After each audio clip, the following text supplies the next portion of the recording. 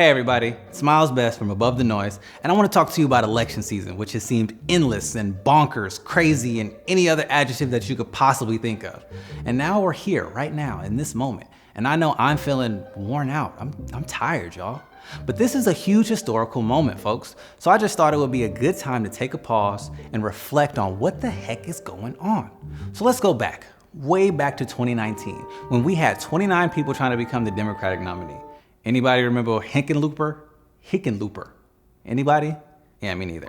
Then the top of 2020, we get down to 7 candidates. Then Super Tuesday happened. Then COVID hit right after that, and well, everything shut down. But not democracy. States held primaries, and soon Joe Biden became the Democratic nominee. And then everything was totally normal, right? Everything went back, we were chill. Psych.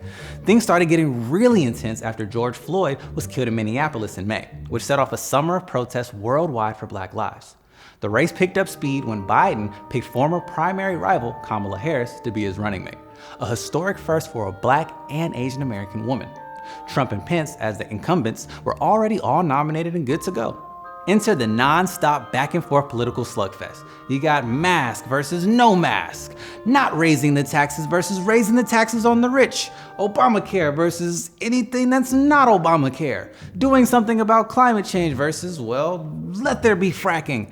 The list seemed to go on and on and on, and I can say that forever. Meanwhile, the country is still in the midst of the coronavirus pandemic, and well over 200,000 Americans have died from the illness, and that's just tragic. All politics aside, right now as I'm filming this, we have a few weeks until the election, and 17 other things may have happened. Whew, I feel like I said a lot. But right now, I kind of want to just take a break from the issues and the campaign chatter and just check in with you. How are y'all doing? No, really, we want to hear from you because, let's face it, we've all been through a lot this year. Can we all just do a virtual hug? I know that I need one, and I know that you probably do too.